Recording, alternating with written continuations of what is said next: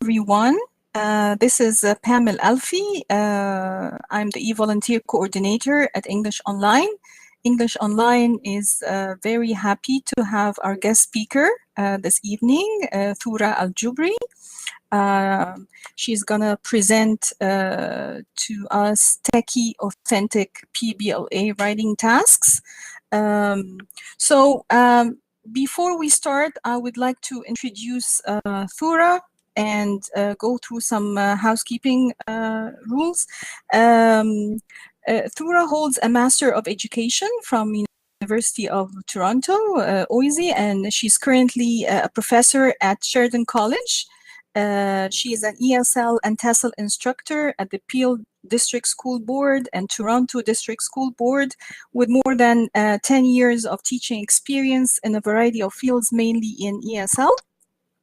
So we are very happy to have you this evening with us on a Friday evening. And I hope you enjoy the webinar.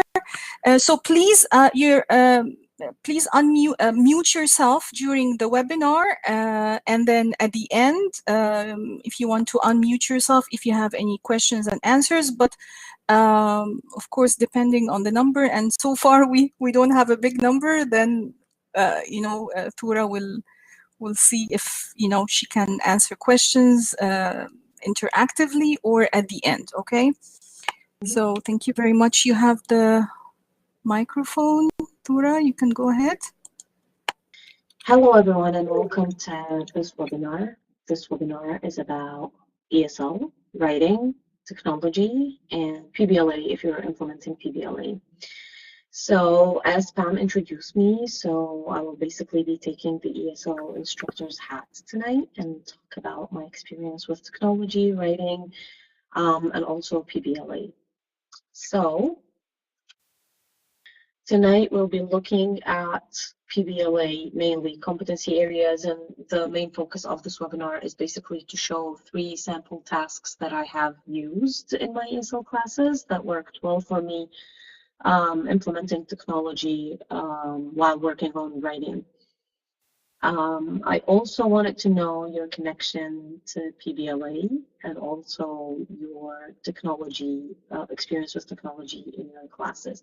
And I think we only have 2 audience so far, 2 members, that's Lawrence and Yvonne. So that would be mainly interactive and easier to, easier to answer questions or any answers that you might have. I just want to remind you that you need to mute your device so it doesn't create a feedback while I speak. So that happens by clicking on the small mic icon on the top left side of your screen. Okay.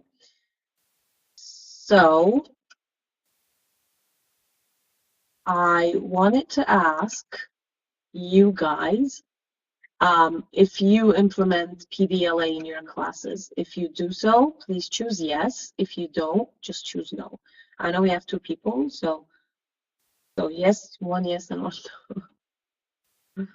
And who was a yes? Who's a no? Lawrence, are you a yes? I'm a no. You're the no. Okay. And are you planning to implement PBLA soon, or is there a plan? Are you curious about it? Do you have any idea about it? I've seen some job requirements where you need to know about PBLA, and so far I don't know anything about it. Okay. So yeah, so PBLA is the new assessment system that is currently being implemented in federally and provincially funded ESL and LINK programs.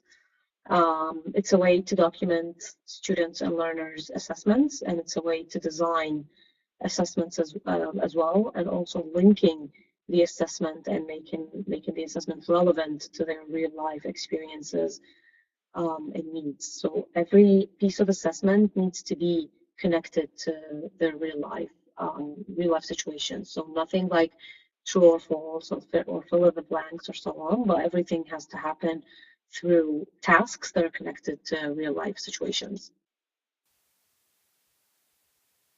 And I also wanted to know from you, if you implement technology in your classes, do you guys teach online? I think you guys are volunteers and you teach online. So I just wanted to know, like, how you, like, besides using a learning management system, like, for example, at the college, I use a learning management system. And I know that this is one form of technology utilization. How about you guys? Do you have another way of using technologies? Did you ever use technologies in your face-to-face classes?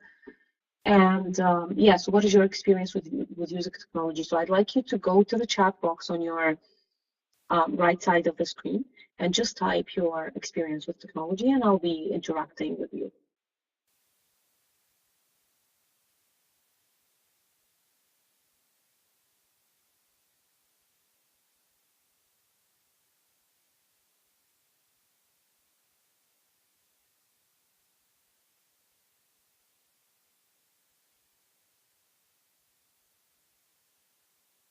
Hello. If you find it easier speaking, then you can just talk about it.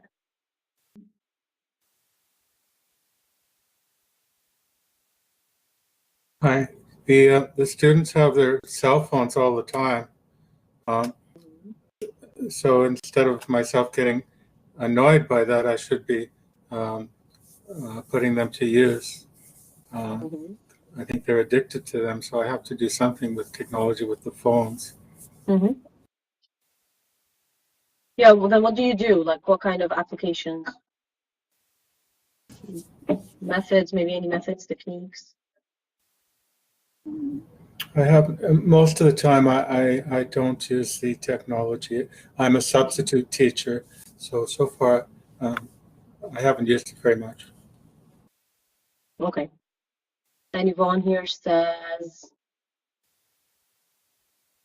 not really much in terms of technology. Yeah. Yes, I do volunteer for ESL or for this program. It's mostly using Skype and some of the lesson plans on the internet. Yeah. So with the classes that that I'm volunteering in, because I'm not currently teaching, we don't. There's not a lot of technology use. Like the teacher just has a computer at the front of the room, and she actually discourages the students from using their phones because they get carried away with using their phones for personal purposes, and they're at a CLB 2 and 3 level. So she feels it's not really appropriate at that level. I've taught federal public servants, and sometimes they'll have like a smart board in the boardroom or something like that, and we'll take advantage of that. And we do use a lot of videos. Like I've used, when I was teaching them, I used a lot of YouTube videos and things like that. Not so much, things like Padlet and all those types of programs. So it's the one that starts with, I can never get the name right, with K, like, I always think caboodle, but it's not caboodle. But do you know what I mean? I've seen it used in, like you can do surveys and ask questions and have students answer on the phone. Kahoot, that's it. And I can never, for some reason, it just won't stick in my head, Kahoot. But I've seen Kahoot used, but I haven't had a chance to use it too much myself. Yeah. And I'm also so interested to know, do you guys just, you volunteer within this organization, right? So I think your classes are mainly online. I think they're only online, right? Yes, right. They are. Yes. Okay. So I'm based out of Mississauga in Toronto, GTA, and I teach within a variety of settings. But yeah, you can always, they don't have to use their cell phones when it comes to implementing technology. Implementing technology also involves using specific websites for learning, and instead of just depending on one learning management system or one form of you know, like resources or handouts or books, etc. Okay, so to move to PBLA, in PBLA, when you design your tasks, especially your assessment tasks, you have to take in consideration PBLA competency areas, and therefore, so their instruction and information, social interaction, getting things done, and producing information. So any task that you design when you're implementing PBLA has to take in consideration one or group of competency areas. And these competency areas are in the PBLA book. And for you, Lawrence, if you want to access this book, just Google PBLA document. You'll be able to download the, I think, PDF version for free, and outlines for every level, every CLB level, a class profile, learner's profile, competency areas, sample tasks, and abilities and indicators of abilities. So for my tasks that I'm showing tonight, I have used some platforms, and these are the platforms that I have used, starting with Google Docs, using Padlet, ProBoards, Smartboards, freeforums.org, Trello, Kogo, and Wattpad. Wattpad is very similar to Trello or Kogo, so I just included it here if you want to try it, but I didn't really use it in the tasks that I'm talking about tonight. I'm not sure if I can do screen sharing. Let me just test this out to see if this is going to work. Let's see.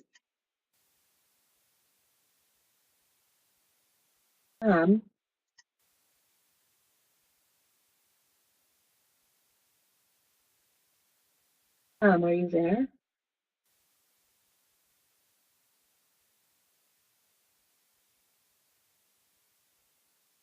Hello? Okay. So the sample tasks are all writing tasks. Some of them involve other skills, but they're mainly for writing and to assess learners' writing, or to either assess their learning or to build their skills. So you can use it also as a practice task, or you can use it as an assessment task. It's really up to you.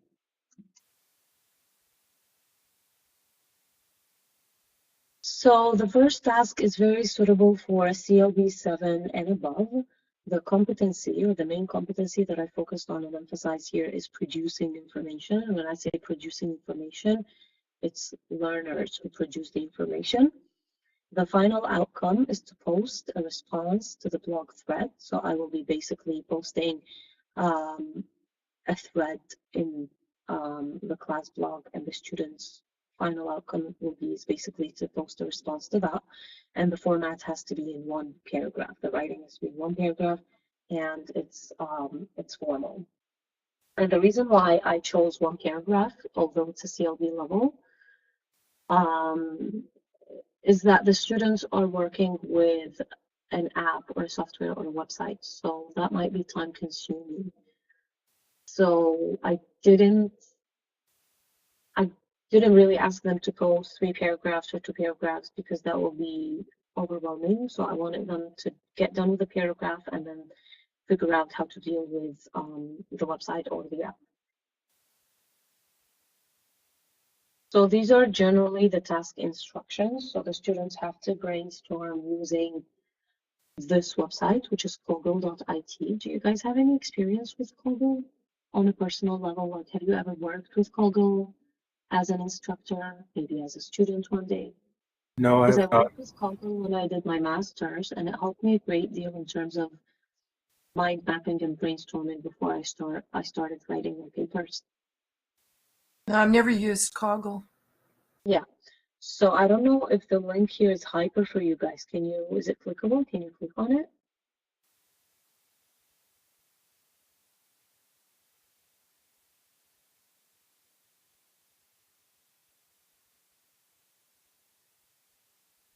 Got the So page. I got the page to come up.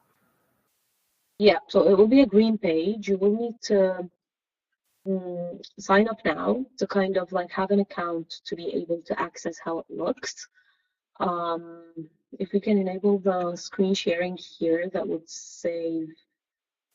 be life-saving. Should I publish window? Okay. But anyway, if you take a minute to watch the Google introductory video on the first page, that will sum it up all. So basically, it's a mind map. So you can put your, for example, here it says Cat Cafe. You can put the title in the middle, and then you can branch out as you, and it depends on how complex your paper is and how complex your topic is, right? So it's a great idea to ask your learners to mind map and to brainstorm before they actually start writing and start drafting. So what I noticed with most of my students is that brainstorming is absent when it comes to writing. So when I say the task is to write this, for example, about this topic, so they start writing right away. They just hear the paper and they just start writing. So I tell them, no, we really have to brainstorm first, and then we start to draft a paragraph or start writing. So since I wanted to implement technology, so I thought this tool would be great because I used it as a student, and it really, really was great in terms of visualizing my mind map and organizing my ideas.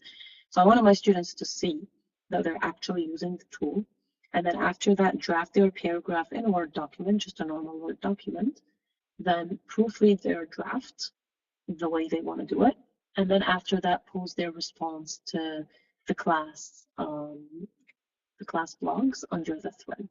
And if you actually click on this one, the last link, which is link 67freeforums.net, it will take you to an actual forum.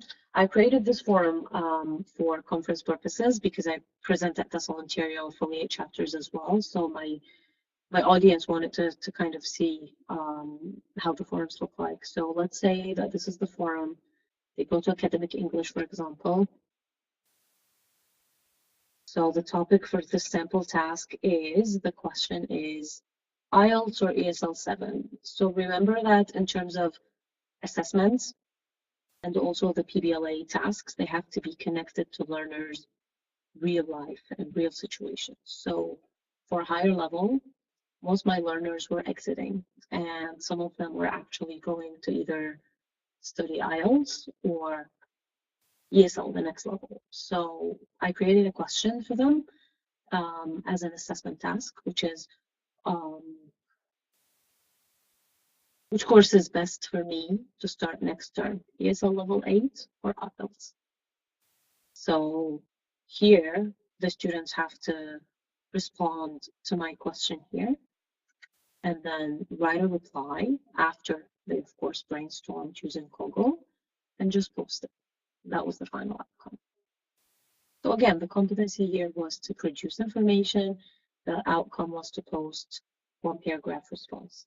So the task instructions here is to use Google as a brainstorming tool, drafting in a Word document. So Word document here is a form of technology as well, and it's been used. And then, yeah, I'm just following the task instructions, which is writing is in one paragraph. And there's also the blog code of conduct that they had to review before posting any work. So if you go back to link 6.7, academic English, scroll down all the way down, you'll find online code of conduct for the use of our forum. So this provides kind of like online guidelines for their behavior. Any questions so far before I start? Before I move on to the next one? How do you get to the code of conduct? Yeah, so on the link 6.7 homepage, Okay. you scroll down within the topics. So there is ESL 8 or IELTS, like all these topics, and there is the last topic is online code of conduct. And it's adapted from a website. So honestly, if you even don't have time to create your code of conduct, you can visit websites and then just, like cite the website to refer to it. Or As a class activity, you can actually ask your students to come up with guidelines and rules for classroom online behavior. So this way, it comes from them, and who breaks it, you choose like whatever penalty you have or whatever academic consequence you have. Is Kaggle free, or do you have to pay for it? Yeah, so the apps that I chose tonight are completely free to use by everyone. Great.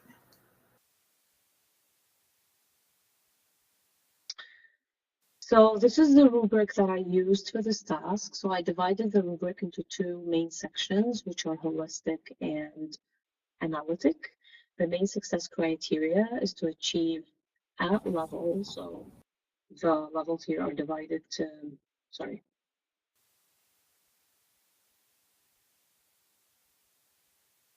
Sorry, I'm just trying to.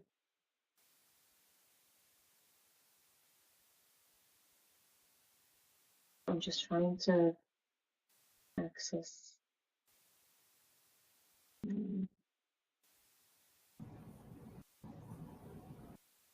don't know why the slides disappeared. Do you guys still see the slides? Yes, yes. You still see the slides? I can't see my slides. Yes, we can. Pam, are you there? Yeah, I see my slides now. Okay, so the grading here is divided like as follows. So there's above level, at level, developing, and unable to achieve. The students have to achieve at level in all the marked criteria, and that's basically overall effectiveness, content and form, grammar and structure. So this is my main focus. If you want to include vocabulary, if you actually want to remove grammar and structure, it's up to you. But for their profile and the indicator of ability and what they can do, what they can't do, and also based on the PBLA guidelines, the assessment has to be done based on these elements. So if they address the purpose of the task, if they communicate the information to an audience in the real world and the reader is able to follow, if the writing is one paragraph, they score above level. If they state the issue, they convey a clear idea and opinion, they use sufficient and supportive details, content is appropriate for audience. If they follow the block code of conduct, they get above level as well. In terms of grammar, if target grammar is relevant to the task, and here is compare contrast language. Very few errors in run-on sentence fragments, no errors in subject-verb agreement. If they use a variety of sentences, if they have good control of complex structures, and if they use appropriate connectors and subordinates, they also get above level. And then for vocabulary and mechanics, it's all that spelling, capitalization, relevance to the task, punctuation, etc. So a summary for task 1, the platforms that are used are freeforms.net and Kaggle.com, and also Microsoft Word documents. So there was a lot of skill building regarding this task before assessing students' work on Kaggle and also their drafting ability using Word, and then their work on the forum, which is posting their final paragraph. There was a skill building in terms of working on their language skills, which is here writing, but also training them how to use these platforms and apps. So I didn't really surprise my students on the day of the assessment and tell them to go use them. But I provided, I orientated my students and also worked together. We built the skill, and then when I felt they were ready, I did the assessment. So any questions about task 1 before we go on and see task 2? How do you find that assessment chart that you had? Sorry, can you come again? How do you find the assessment chart that you had? How did I find the writing one that you had a few slides ago? If I wanted to find that somewhere, how do I find it? That one. Yeah, This I one? have the same question. How do you find it? Yes.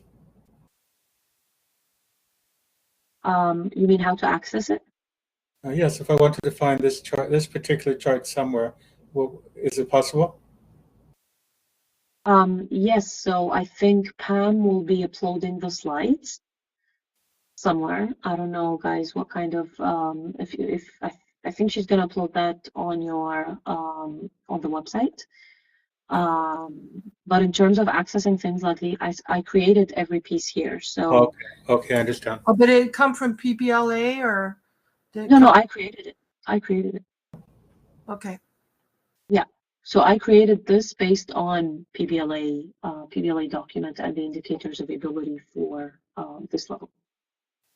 Okay. Yeah. So I think there are a lot of helpful resources online, but I think when it comes to class assessments and your classes, I think it's better to create the rubric because every situation is different, every class is different, and what you guys cover is different. So for example, for this rubric, I made this rubric very flexible. So if you see for this specific task, the writing is in one paragraph, but if I do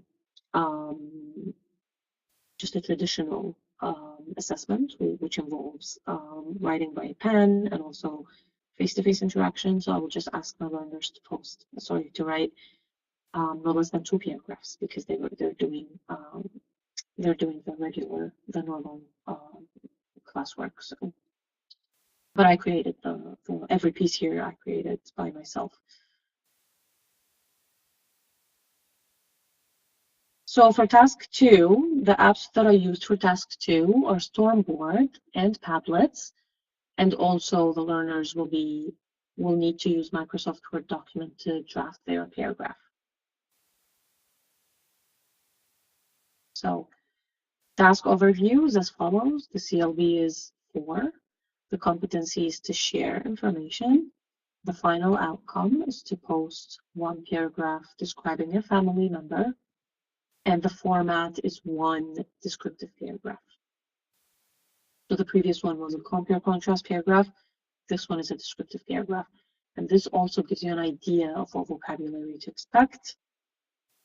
Having said that, when you ask them to write a descriptive paragraph, compare-contrast, before that, like a week or 2 days, you would have actually practiced the forms with your learners, including the vocabulary and the expressions that you want them to use.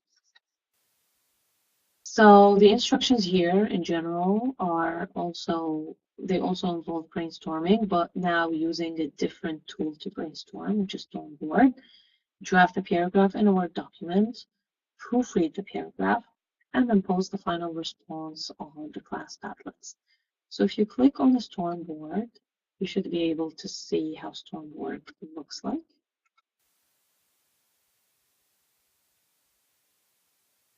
So it's basically a place that looks like a whiteboard that you can fill with sticky notes.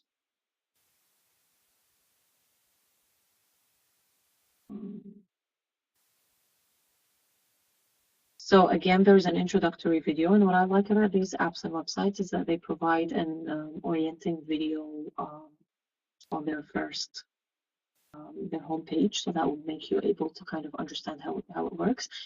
And it's also a free website. So if you look at this screen, like if you look at how it looks, for every topic, they will be able to write the title of the topic and also stick their notes.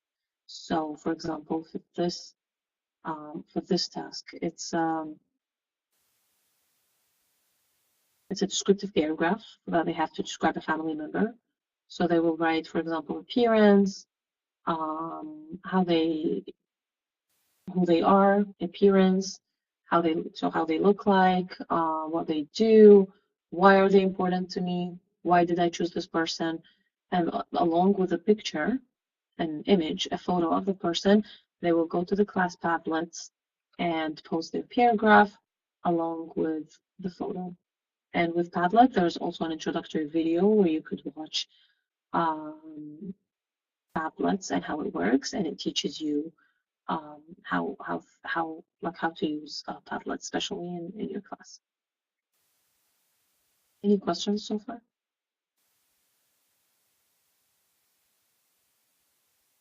Okay, so this is the task in details. You're going to write one paragraph to describe a family member of yours with a picture.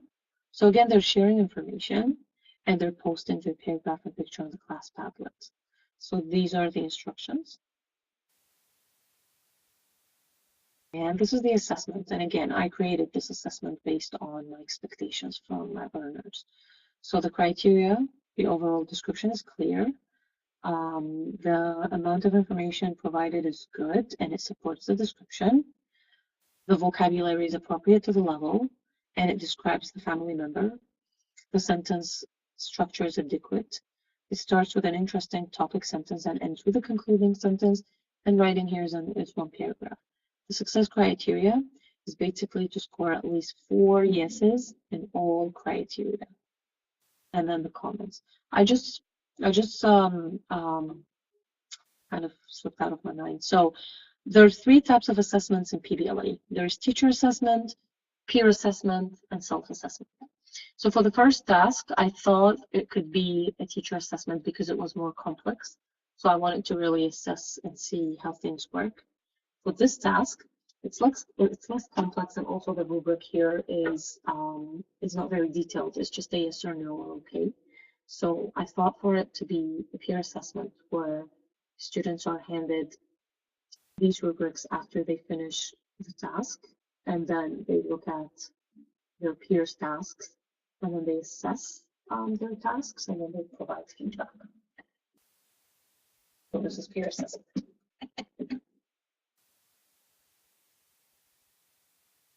And for the third task, there will be self-assessments. That we'll see that in a minute. So for this task, there was a lot of skill using. So when it comes to brainstorming, using Stormboard, Padlets, etc., I also found my students using these tools outside their class. It could be when they created a group on Padlets to communicate and also to post pictures when they do class trips, etc. It could be the brainstorming itself as a skill that they also used and utilized after they exited. There was a skill using here. Peer assessment and also reflection.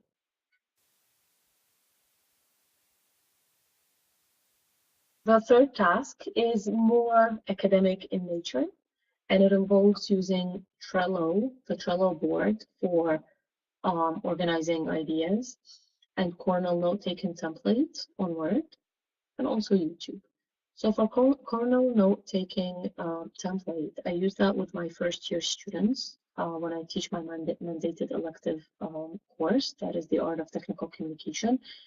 And we teach students from year 1 to take notes during lectures, take notes actively. And it helps them a great deal in terms of organizing their notes. So there's a section where they can write keywords or any questions that they have.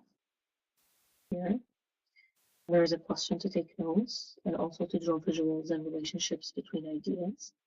And also there is a space where they can summarize their lecture or the talk that they're listening to.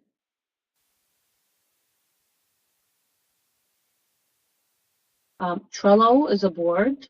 If you go to Trello, you should also be able to see an orienting video about Trello and how it works.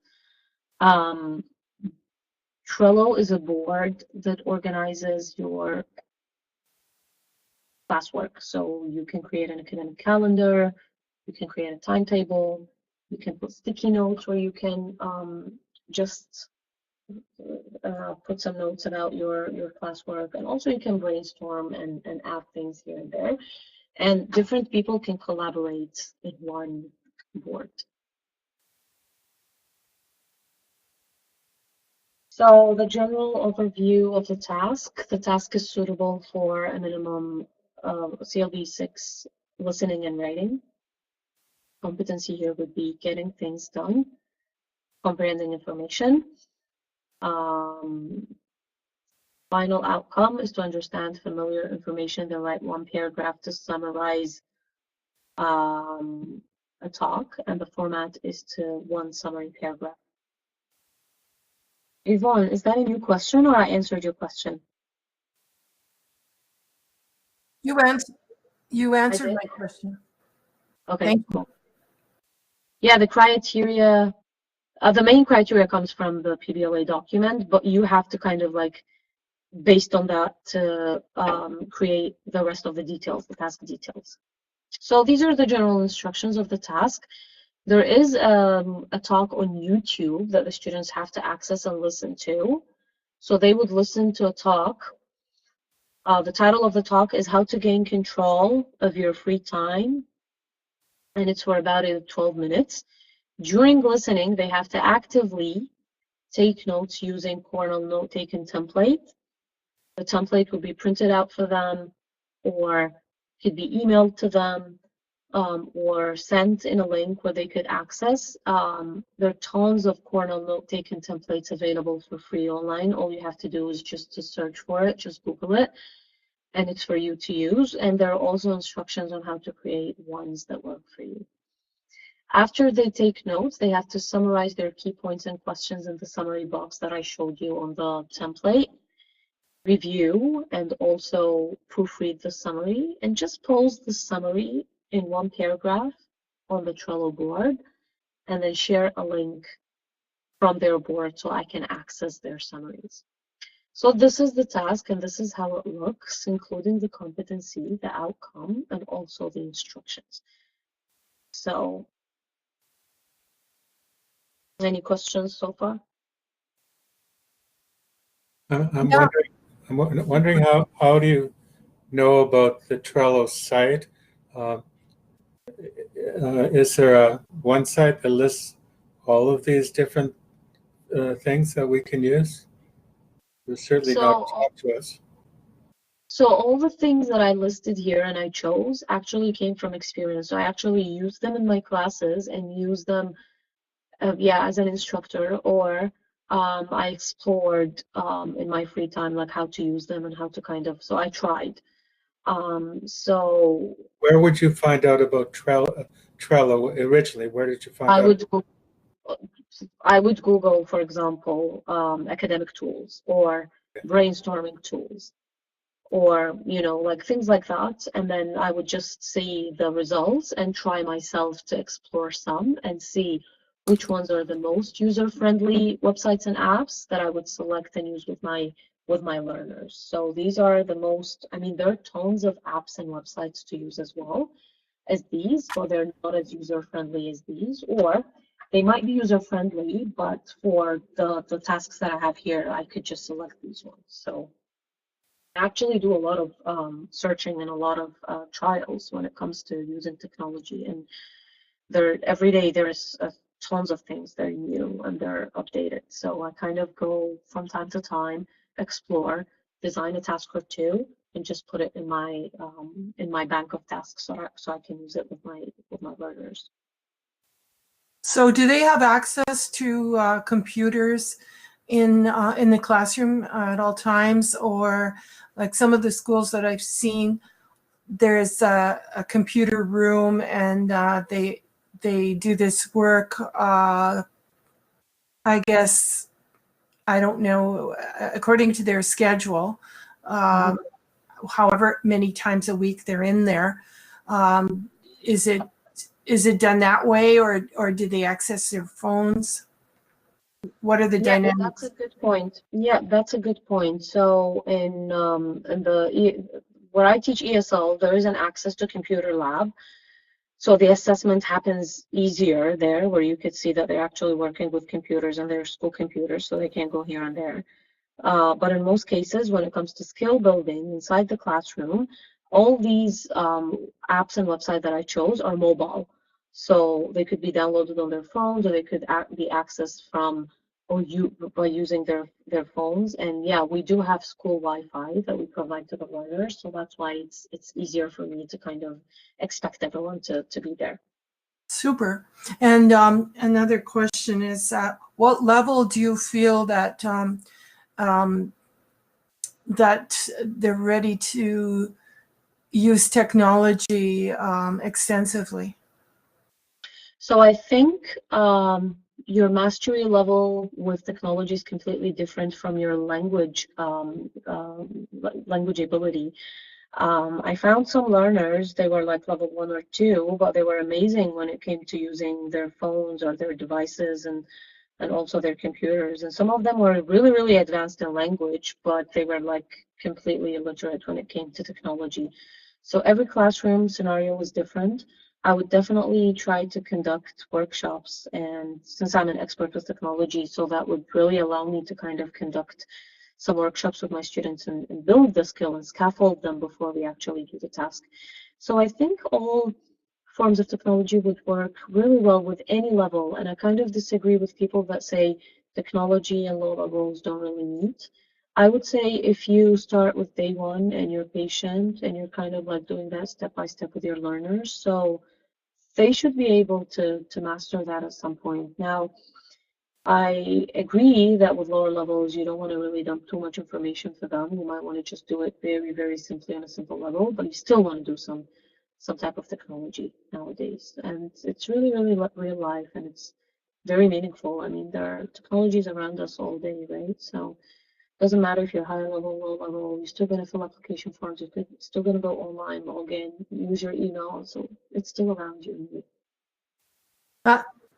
That makes sense to me. What I was conveying, the scenario that I was conveying at the beginning, where the teacher's not using much technology, was not, I wasn't stating my own point of view. I was just stating the point of view that she expressed.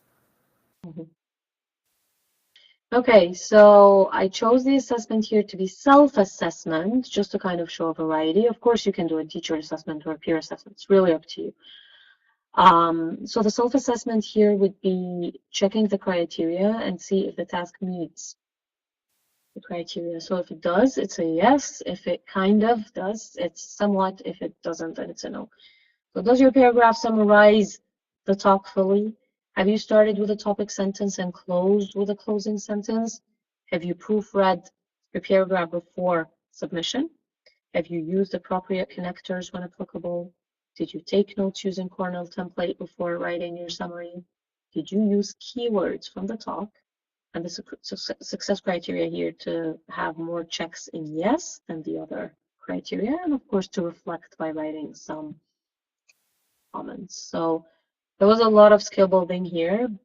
First, because it's a lower level, and second, because it's a lot of work. So there was a lot of scaffolding and skill building. But once they master the skill, they will be able to use the skill in the community of their community of practice.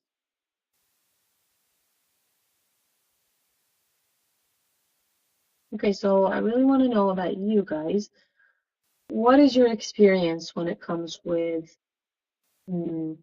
involving things like these tasks and apps in your classes?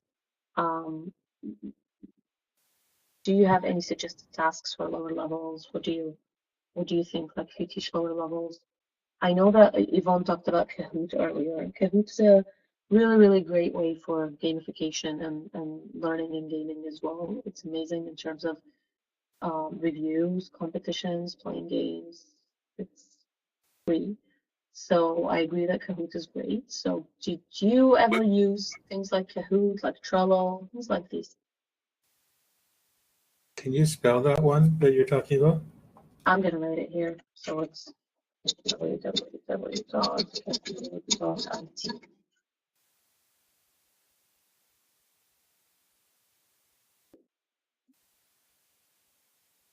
I don't have any experience with this stuff. Nothing, zero. How do you feel about it? Do you feel overwhelmed? Do you feel it's too much? Did you want to really stick to the traditional strategies and methods? What do you feel about it? Well, I have to see what there is out there, but it's sort of like I'd have to go back to university to, or somewhere to learn all this stuff, how to use it and practice it. No, really. You know what, Lawrence, I think, like, even in my case, my undergrad is actually in engineering. My postgrad is in education, but my postgrad just came recently, like after my experience with all this. So what I do is when I design my tasks, when I work, I just go and explore myself and try. and then put myself in my learner's shoes. So if I think that they will be able to do this, I will introduce it comfortably. If I don't feel that they're, you know, like there's an issue with the website or the app, I would just go on to the next and try. So I just want to put a collection of these by doing this myself. I'm trying to think, like when I substitute at the university in the intensive academic program, I've never seen any of the students at this level that you're showing us now. So I'm just wondering what level they would, that they'd be involved in all this stuff. I don't know. They're trying to get into university. Yeah, so I highlighted the levels here. So there is a mixture of CLV levels, but I also use, for example, Trello. I use it with my first year domestic students, and they're college students already. They're in the applied computing department, and they're in the applied computing department. So they're. That's a pretty high level. Mm-hmm. Okay.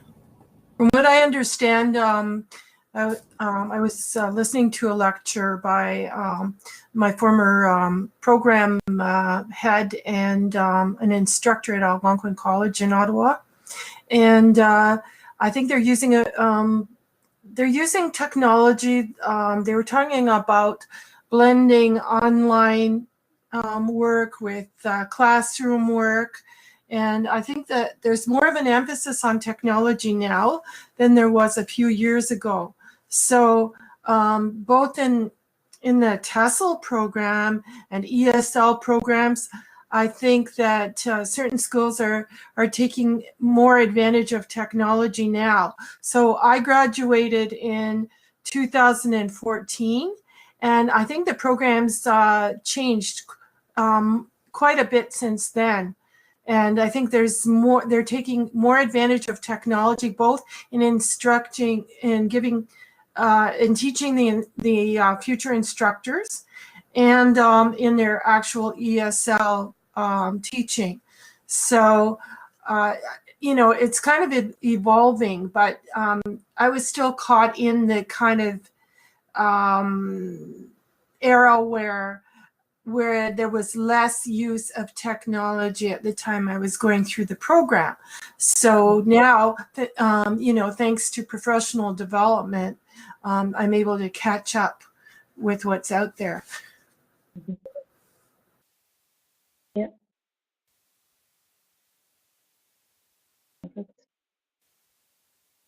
And do you have any more questions? Any specific questions? Any? Basically, you actually, from what I could see, you showed the whatever storm board, and you showed which one was the other one, Coggle. Mm-hmm. And I was wondering, these both seem to have a brainstorming function, right? So yeah. Which one's the preferable one? Both are really nice. They're really, really great. But everyone shows a different way of brainstorming. Right. And it also speaks to people who have different learning styles and personality styles. So for example, around me and in the community or like with family or friends, I see some people are more comfortable with using sticky notes. Some people use calendars. A lot of people just use like rough notes everywhere. Some people use electronic notes. So it's the same idea. So for example, with a storm board, it's all about sticky notes and colors, lots of colors, so they can see like their ideas visualized sticky notes. So it's more for visual learners. With Coggle, it's more for people who actually like to write and also to do like bubbles and mind mapping and to branch out. So whatever you want to do, actually. It's okay. Both of them are really nice and preferable to me. Okay, and as far as collaboration, what do you think of Google Docs? It's a great way to collaborate. I also came across recently a nice platform, a learning management system called Piazza. Mm-hmm. And they're meant to, I think it's Piazza.org, I think so. If you search for it, you should be able to find it. It's for collaboration, but Piazza is kind of more formal, and it gives you an ability to monitor what's happening in the classroom in terms of collaboration. Google Docs are great as well. I mean, it's when I, for example, ask my students to work in groups for their presentations, and I want them to collaborate at the same time. So they do Google Slides, and everyone does something at the same time. So it saves their time, and yeah, it's a great method of collaboration. What did you call that? Google Docs. Okay.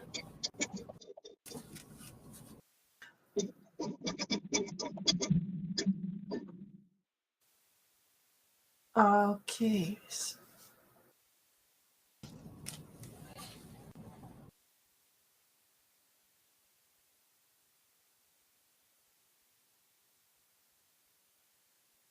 Any more questions? Well, I'm sure that if I knew all this, I would be able to apply and probably get the job, but I'm not sure when I would actually use it in teaching. I guess eventually I will. And the students that I have seen so far, well, like I said, they're just trying to get into university, so I don't know. They all come with phones and they all have their laptop computers. It's very interesting. Yeah. I'm curious to know, what is your experience with teaching? Have you been teaching for a long time, or you just started, or? I've been teaching subbing for about 8 years now. Before that, I had no experience teaching at all. So my experience has been, I took a course teaching English as a second language when I was finishing my career as a financial manager in the federal government. So I went from managing to teaching, and so logically the first place to start would be teaching public servants, because I was familiar with the environment. And I took it from there, and I've done some volunteering. Not a lot of teaching in basics, CLB 2, 3, 4, whatever, at that level. I think I'd enjoy teaching for academic purposes, but I haven't had much of an opportunity to do that. Yeah, so that's where I'm at. And as far as online teaching, I do have another question. As far as online teaching, now what you're presenting is working in the class or working with a group of people, but when you're online tutoring one-on-one, what's your advice as far as using technology, when you're working one-on-one? And maybe Pam might have some thoughts about this as well. No, it's a good question, and I think it would be actually easier to be more focused when it comes to one-on-one working. And since you are tutoring online, so you kind of know that the learner is using a form of technology, right? So I think walking someone step by step, just one person, through all these steps is much easier and much productive, and kind of exceeds my expectations than working with a class of diverse knowledge and experiences with technology and English and different linguistic profiles. So I think things like that would work.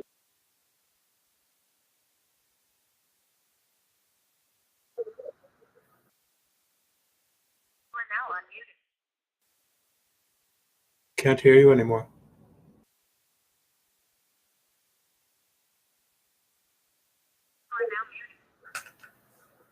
Can you hear me now?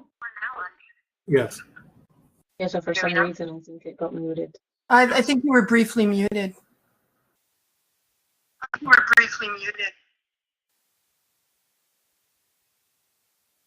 Okay, so yeah, I think one-on-one work would be more focused with learners when it comes to following these specific instructions, and you can guide a learner through, like when you open the website, on the homepage of every website there is that orienting video, so you can walk the student through the steps, and you can orient them to use the the app and then try step by step to kind of like integrate a task with it.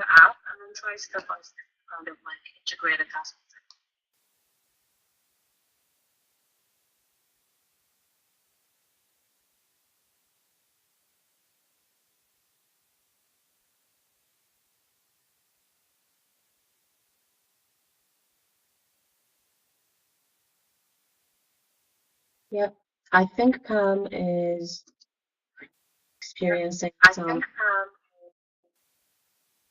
issues.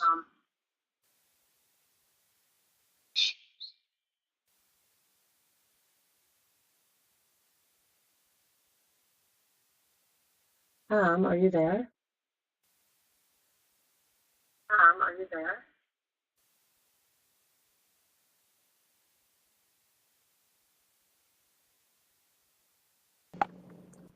Can you hear me now, Thura?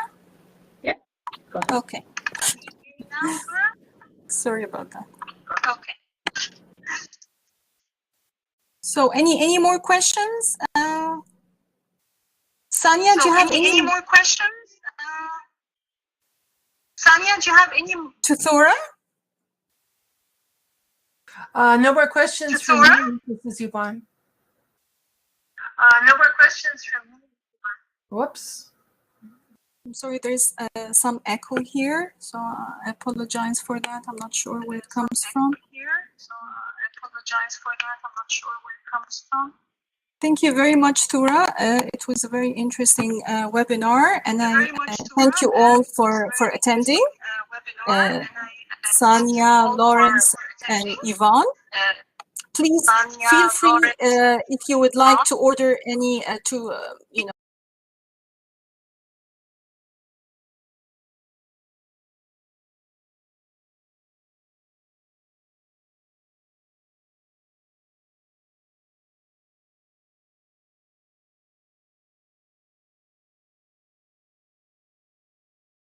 request any PDF.